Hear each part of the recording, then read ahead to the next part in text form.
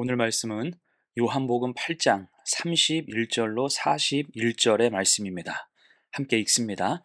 그러므로 예수께서 자기를 믿은 유대인들에게 이르시되 너희가 내 말에 거하면 참으로 내 제자가 되고 진리를 알지니 진리가 너희를 자유롭게 하리라. 그들이 대답하되 우리가 아브라함의 자손이라 남의 종이 된 적이 없거늘 어찌하여 우리가 자유롭게 되리라 하느냐.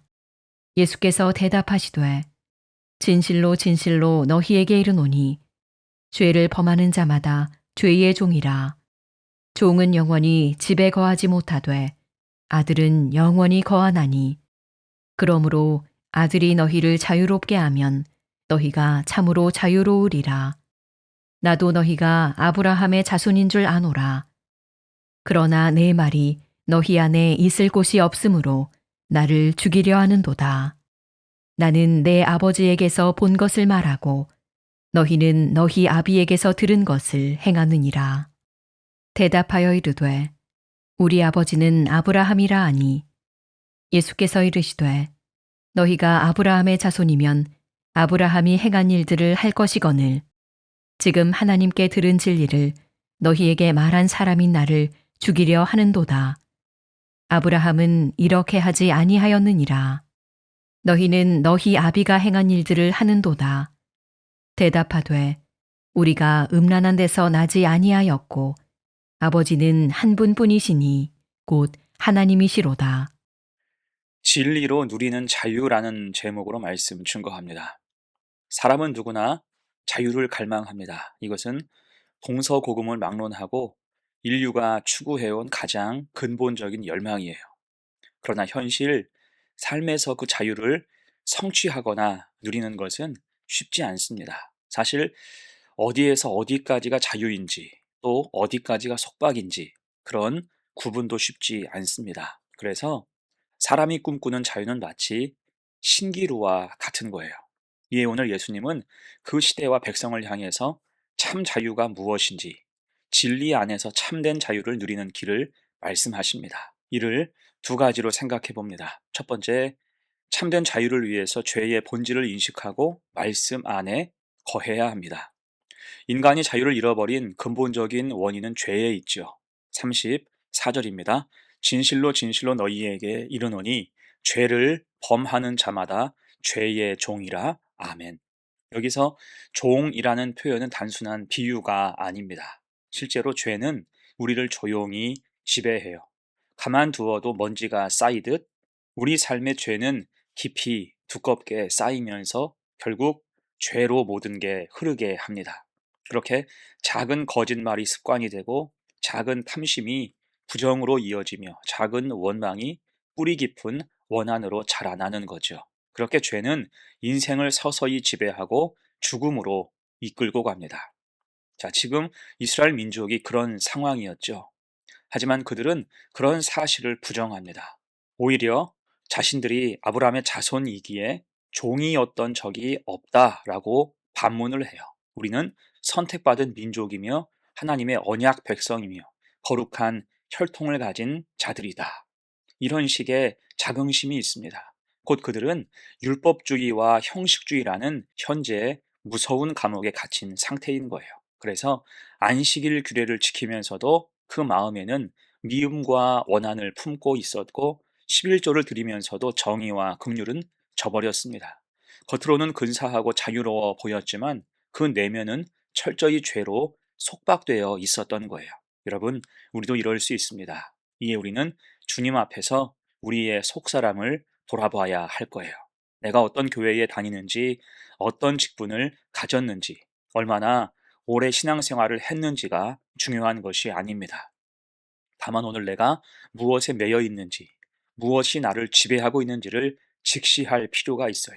곧 겉으로 근사하게 보이는 경건이 아니라 우리 속사람이 하나님 앞에서 온전한지, 하나님께 참으로 다스림을 받고 있는지가 더 중요한 것입니다. 이에 주님은 오늘 31절과 32절에서 참 진리를 선포하십니다. 그러므로 예수께서 자기를 믿은 유대인들에게 이르시되 너희가 내 말에 거하면 참으로 내 제자가 되고 진리를 알지니 진리가 너희를 자유롭게 하리라. 아멘.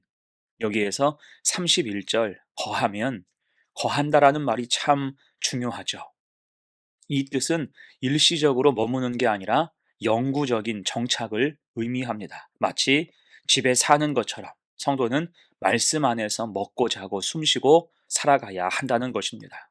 곧 진정한 자유는 하나님이 정해주신 말씀의 경계 안에서 누리는 권리라고 할 수가 있는 거예요. 여러분, 에덴 동산의 아담을 생각해 보십시오. 거기서 그는 거의 무한한 자유가 주어졌어요. 동산의 모든 나무 열매를 먹을 수 있었고 모든 피조물을 다스릴 권한이 있었습니다. 대신 단 하나, 선악을 알게 하는 나무의 열매만은 먹지 말라는 경고와 당부가 있었어요.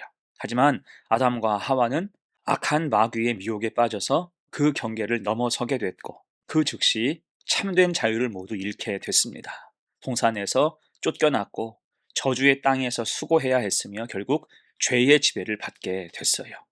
자, 이에 우리는 내 삶에 처진 말씀의 울타리를 다시 보수해야 할 것입니다. 곧 말씀 안에 거한다는 것은 단순히 지식적으로 아는 것을 넘어 날마다 주시는 말씀을 내 삶에 구체적으로 적용하는 것을 의미해요.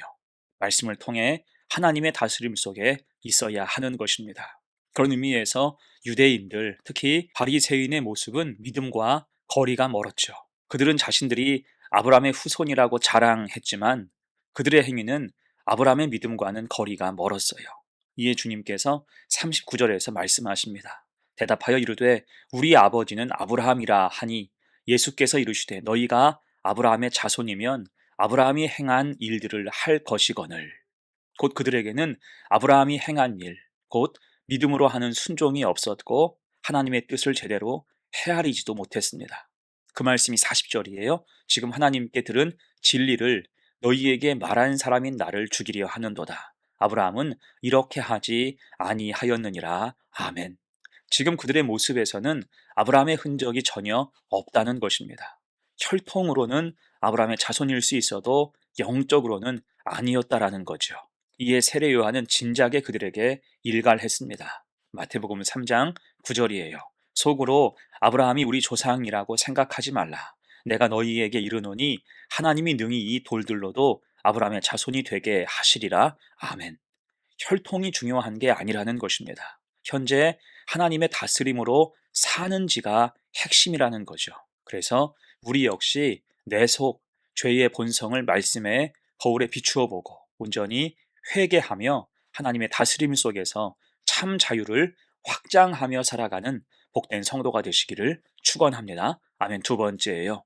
진리 안에서 참된 자유를 누리는 길. 두 번째는 예수 그리스도를 믿으라는 것입니다. 여러분, 진리는 추상적인 개념이 아니라 바로 예수 그리스도 그 자체입니다. 주님은 스스로 내가 길이요 진리요 생명이라고 선포하셨죠. 또한 오늘 35절과 36절에서 매우 중요한 말씀을 하십니다. 종은 영원히 집에 거하지 못하되 아들은 영원히 거하나니 그러므로 아들이 너희를 자유롭게 하면 너희가 참으로 자유로우리라. 아멘. 이 말씀은 종과 아들을 명확하게 구분하고 있습니다. 여러분, 종은 임시적인 존재이지만 아들은 영원히 그 집에 속한 자인 거예요. 이해를 돕기 위해서 당시 로마 사회에서 종과 아들, 종과 상속자의 차이를 생각해 보십시오. 종은 아무리 오래 한 집에서 있으면서 일해도 그 집의 주인이 될 수는 없습니다. 언제든지 팔려갈 수 있고 주인의 뜻에 따라서 처분될 수 있는 존재예요. 하지만 아들은 다르죠. 아들은 정당한 상속자로서 영원히 그 집에 속한 자인 겁니다. 마찬가지로 율법과 어떠한 종교적인 행위는 우리를 단지 종의 위치에 머물게 할 뿐입니다. 아무리 율법을 잘 지키려 해도 그를 통해 아무리 선행을 쌓아도 그것으로는 하나님 자녀가 되는 권세를 누릴 수가 없다라는 거죠. 하지만 예수 그리스도를 통해서는 전혀 달라집니다. 우리가 그 아들을 믿을 때 우리는 참 자유를 누리게 됩니다. 이것이 바로 복음의 능력이죠. 곧 예수님은 십자가에서 우리의 모든 죄값을 치르셨고 부활하심으로 사망 권세를 이기셨습니다. 이에 우리가 예수님을 믿고 그분 안에 거할 때 우린 더 이상 죄의 종이 아니라 하나님의 아들이 되는 권세를 누릴 수가 있다는 거죠. 그래서 로마서 8장 15절은 이렇게 선포합니다. 너희는 다시 무서워하는 종의 영을 받지 아니하고 양자의 영을 받았으므로 우리가 아빠 아버지라고 부르짖느니라. 아멘. 여러분, 이것이 우리가 누릴 참 자유인 것입니다. 이를 통해 우리는 두려움과 정죄와 죽음, 모든 죄의 권세에서 자유로워진 거예요. 곧 진리가 너희를 자유롭게 하리라. 여기서 말하는 진리는 바로 예수 그리스도이시라는 것입니다. 이에 우리가 어떻게 살아야 될까요? 주 안에서 살아야 하고 주님을 믿음으로 살아야 할 것입니다. 대신 방종해서는 안 돼요. 늘 겸손하게 주님이 주신 자유를 방종으로 결코 오해해서는 안 될 것입니다. 갈라디아서 5장 13절은 이렇게 말씀해요. 형제들아, 너희가 자유를 위하여 부르심을 입었으나 그러나 그 자유로 육체의 기회를 삼지 말고 오직 사랑으로 서로 종 노릇하라. 아멘. 곧 주님의 겸손을 배우고 서로 섬기며 말씀 안에서 살아갈 때 이 자유는 거룩한 능력이 되며 우리는 하나님의 자녀로 이 땅을 살게 된다는 것입니다. 이 사실 기억하여서 주 예수를 믿음으로 참 자유를 누릴 수 있는 복된 성도가 되시기를 간절히 축원합니다. 이제 말씀을 마무리합니다. 여러분, 죄는 우리를 조용히 지배하며 죽음으로 이끌고 갑니다. 이 덫에 성도도 예외는 아니에요.